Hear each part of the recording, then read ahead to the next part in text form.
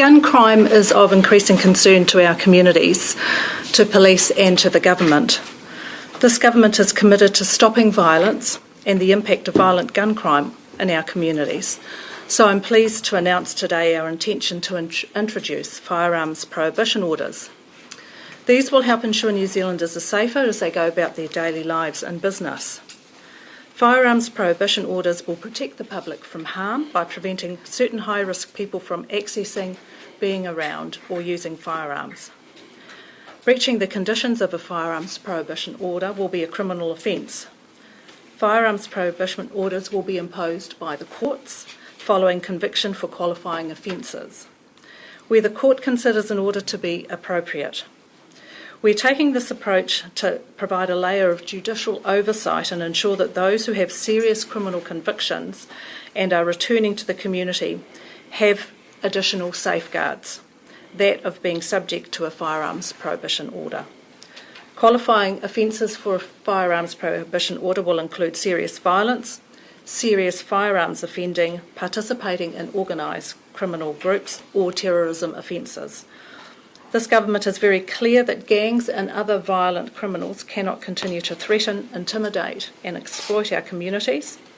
Firearms prohibition orders provide an additional tool for police to keep firearms out of the hands of criminals and keep our communities safe. Addressing organised crime more widely is also a focus of the government, and as Minister of Police I'm steadfastly committed to prevention, redirection and intervention. So that means preventing our people from joining gangs, redirecting them when they enter the criminal justice system, and intervening when they choose to join a gang. Through the Resilience to Organised Crime in Communities work programme, the government is taking an innovative approach to preventing future harm caused by organised crime. Using an evidence-based approach, we will continue to work on drivers such as poverty, mental health and addiction. Everyone in our community, in our country, deserves to be safe, and this is a very important mahi with and for our communities. Along with the firearms prohibition orders, will reduce harm, protect our communities and enhance their well-being. Perhaps most importantly, this mahi will help people in crisis and our vulnerable communities towards a better future.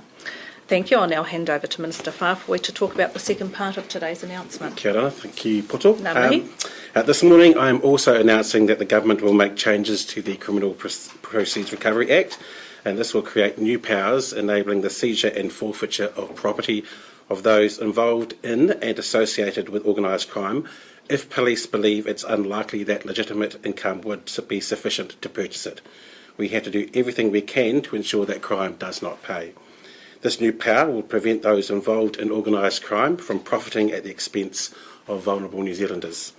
Police will get the power to apply to the courts for the seizure and possible forfeiture of property if they believe it was unlikely to be purchased with legitimate income. If the courts greenlight the police request, the onus will be on those who claim to own that property legitimately to prove that very point. If that cannot be proven to the court, the property will be forfeited to the Crown, they will be sold and the proceeds will go to the Proceeds of Crime Fund. And the fund is used to address organised crime and crime-related harm. The other new power will enable police to apply to the courts in this way where the person who owns the property is not in New Zealand. Current legislation does not allow this to happen. Again, the onus will be on those who claim to own the property or funds to prove that it was legitimately acquired.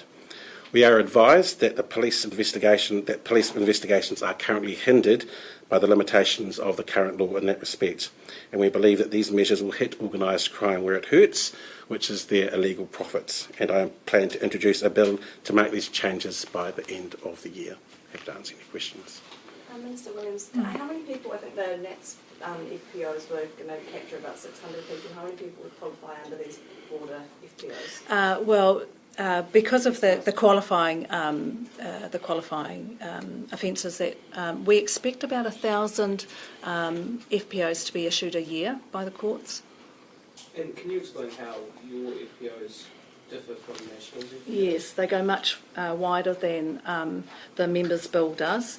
They capture people not just who associate in organised crime groups, but people who commit serious offences under Section 86A, I think it is, of the Sentencing Act, people who qualify under the Terrorism Act. So it's a much broader group of people that will be captured, but the most serious of offenders. And how far back do their convictions date?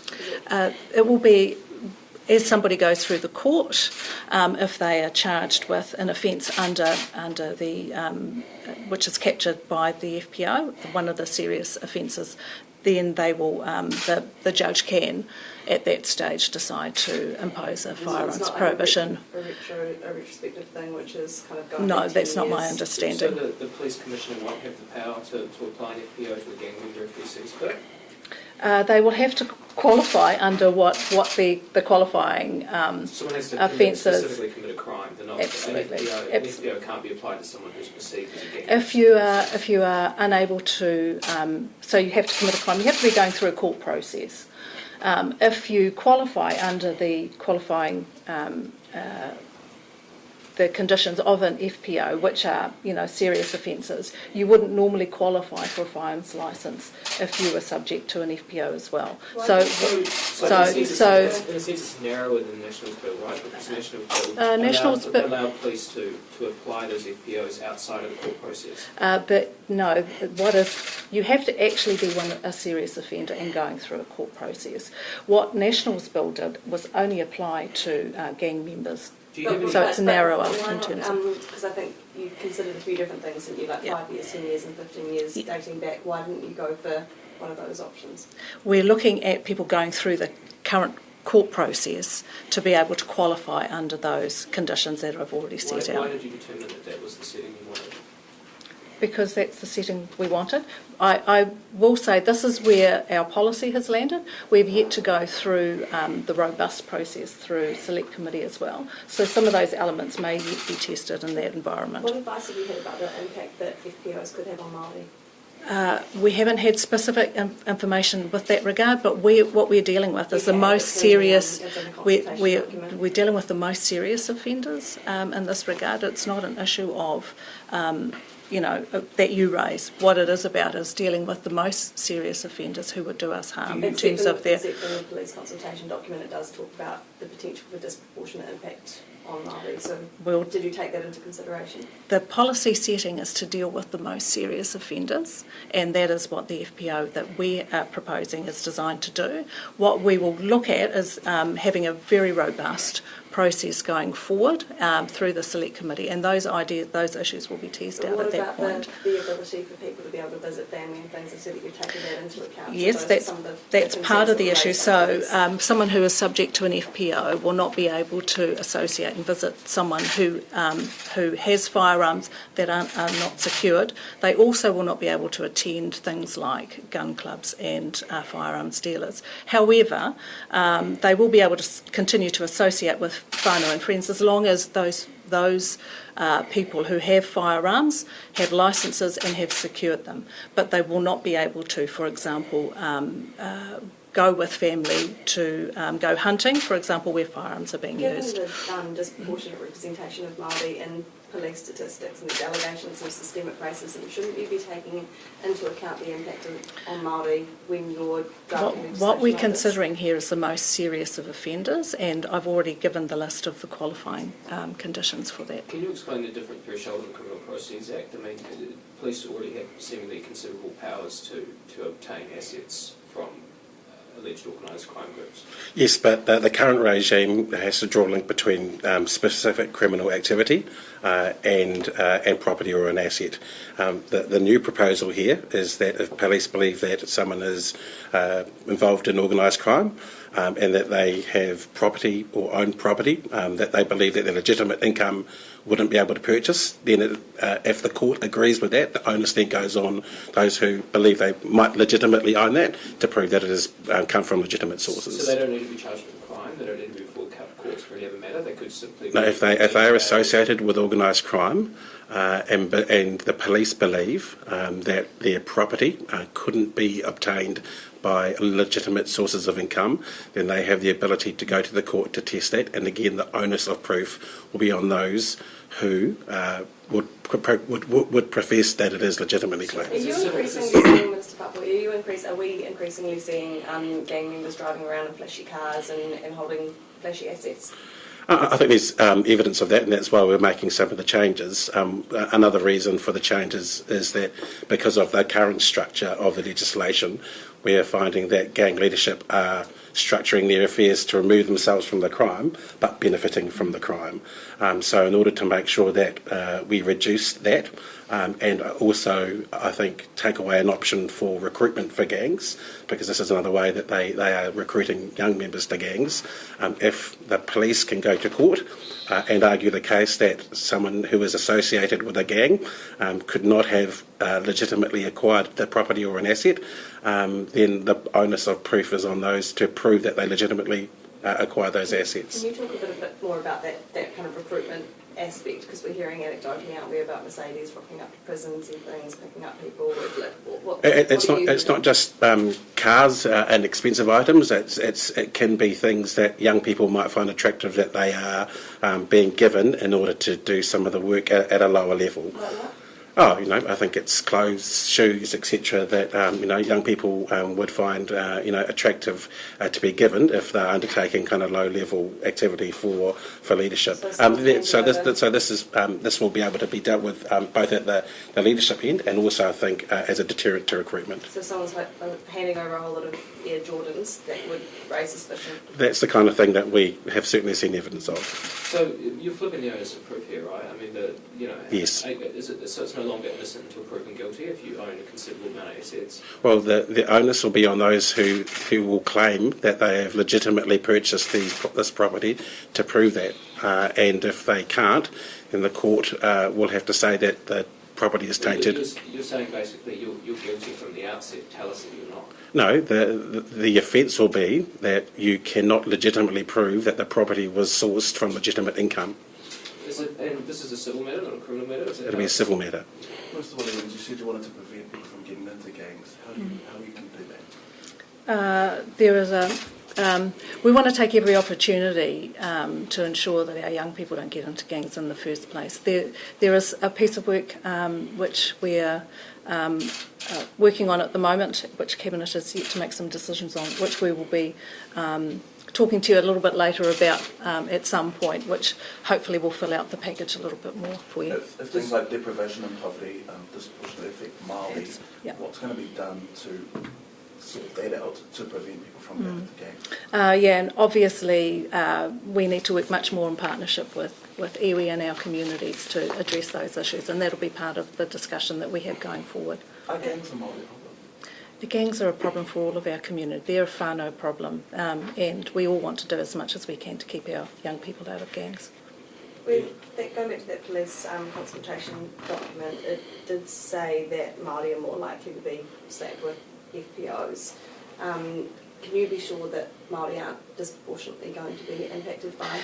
It is my absolute desire to ensure that we don't continue to have disproportionate rates of arrest and conviction for Māori. Police are doing a lot of work in that space, currently looking at who it is that they speak to and who it is that they charge, their charging decisions, and I totally support that. I think that's part of a wider piece of work that we need to do as part of the justice sector. But absolutely, there's no denying that Māori and Pacific are disproportionately affected by the justice system. So in all aspects of the justice ecosystem, we need to do something to address that. And do you think that police are having to do that work because they've been getting it wrong to date? I think the police will acknowledge that there have been instances, and we can't deny that, where things have not gone as we would want them to happen. Police freely admit that, and I do as well. But there are lots of opportunities for us across the whole justice system. In fact, it's not just justice, it's a whole of government response, what actually drives people into crime in the first place, and that's a whole lot of social harms as well. So there's lots of work to do in that space. Minister Whāwhoi and I certainly have got large pieces of that to work together on, and we will be doing so. Does your government still intend to bring in a separate firearm licensing agency, and where will it be housed? We are still working on that. Cabinet hasn't decided on the final makeup of that. So, yeah, those decisions will be coming out in due And course. what are you doing to reform the licensing in the firearm control system? I mean, FBOs are one tool, but there's still significant issue inside the firearm licensing system. I mean, pressure, delays, everything that things can fall through the cracks. What are you doing? Yeah, and that was one of the key findings of the RCOI into March 15, that system is not fit for purpose. I freely admit that, and the police do too. And we are working as a Cabinet to come to finalise the decisions on what the final look of that. So nothing's been done since December last year? No, the police have been working on ensuring that they're getting on top of the delays. They've employed some more staff to support that process, and there has already been work underway. However, the final look of the registry has yet to be decided, but that's not far away. Sorry to turn this line questioning around the gifts, I suppose, on the Mercedes and the cars, and you talked about clothes and shoes. Forgive me, can you just clarify, you're talking about young people perhaps who are receiving incentives. How are you actually going to monitor that if they're the bottom end of this big cash flow? Are you going to, we've already got stereotyping and those sorts of things targeting disproportionately young brown people, I'd like to say. So how are you going to stop that from happening? We've already got young brown people getting photos taken of them. Is this going to come into that? Are people going to look? That will take some sensitive policing and also understanding of the structures of how gangs operate. And to be fair, that already happens now. The issues that you raise about throughout this press conference about Māori being disproportionately affected again applies here. So, we've also asked Justice, TPK, Crown Law to look at those issues because we do have a strain within these proposals about those involved and associated with gangs, and I think we need to be sure that we draw a very clear distinction of what association is and isn't, and making sure we get that line right is some extra work that we've asked officials to do. Do you trust the police force currently to apply that sensitive policing in this case? I absolutely do. Do you expect there to be a threshold in the legislation, like the assets would be worth over, say, $1 million, so that you're not suing people who have boxes of air Jordans? Look, I think we would want police to use their time resourcefully and efficient and effectively, and they do that now.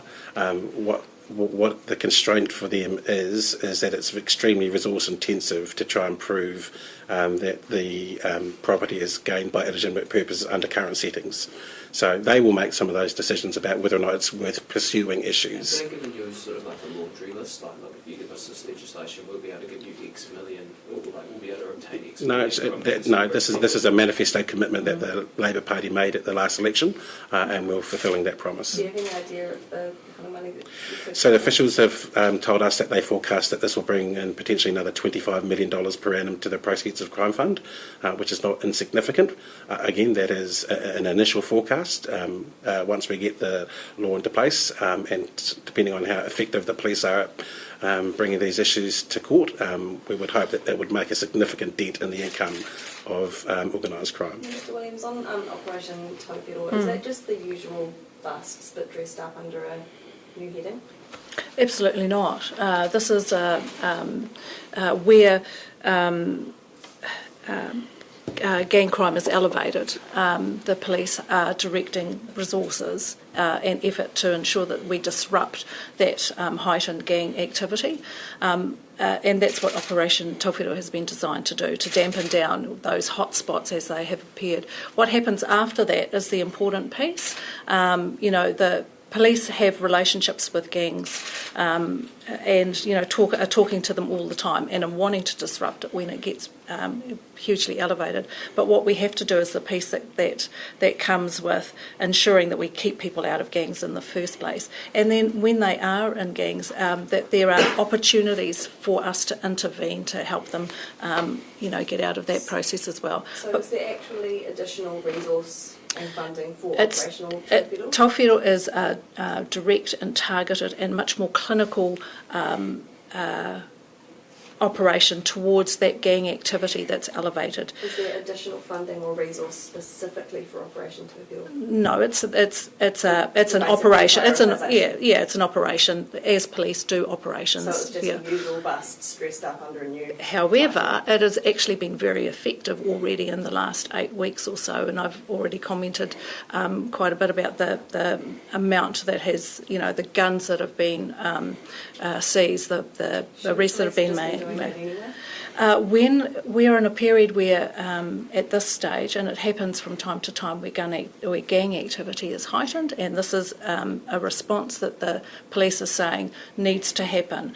When it's elevated, you'd need to do something much more clinical and ensure that you can dissipate that activity, and then work on the prevention and intervention work that happens.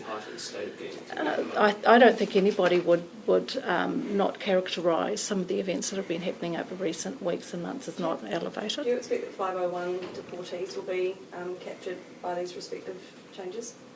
Well, it depends on, in terms of the CIPRA changes, then it really will depend on if the police can prove the case as to whether or not their property wasn't sourced legitimately. Mr. Williams, are you happy with how the recent gun buyback is run? Yes, I have been, yeah. Did you get as many guns as you expected? I think we're on. I think we're on target to get as many as we thought that we were going to get. I think just over 600 were handed in the buyback, but yes, and the second buyback. Around 2,400. I think we've still got a little bit of that to go. I think we're just winding that up now, and the final report will show that it's been successful. What's the estimate for how many illegal guns are still out there? I couldn't give you that number, and that's part of the reason that we need to have a register, so that we have an idea of the guns that are in our community. We don't know that figure, so it would be impossible for me to make an estimation of that. Have you asked them for an estimate? They have some guns. Yeah, they do. But what I'm saying is that we have no idea how many guns are in circulation. We have no idea how many guns are owned, and we need to. Have you asked police for an estimate? I've given lots of information from police about guns that are out there, but I think you're kind of missing the point here. The point is actually we need to get a better handle on what is in the community, and our gun register will go some way to doing that. Can I just ask you again about what we talked about over the weekend, the 1,800 police? Mm-hmm. You said that you're only at 1,400, so does that mean that the coalition promise was broken last term? No, growth. So there was 1,800 new police and also a growth of 1,800. So we are on target to meet that by 2023, which is what I said over on the weekend. Just while you're here. Last week RNZ had a series of stories about police's counter-terror team, specifically around intelligence gathering and such. I mean, what's happening in that space under your watch? And this appears to need significant reform. I think I'll come back to you on that. That's a bigger piece of work. There's quite a bit of work happening in that space. Perhaps we can have another conversation about that another time. Perhaps not appropriate this time. What message you're trying to send with this? Well, obviously, tackling organised crime is a priority for the government, both through the FPOs and by cracking down on income sources and deterrence is something that we committed to do at the election, and we're doing it. We want to keep our community safe. This is one tool, a couple of tools that we're introducing today, but there is more to come, and it's really about public safety at the end of the day. National's just going to say you were stealing their ideas. We are looking at this in a much more extensive way. You'll be aware that Simeon Brown's bill has had to have significant rewrites. We want to make sure that when we introduce the legislation, we get it absolutely right. That's why we're taking the time to do this properly. Thanks, everyone. Ka pai. Have a good day.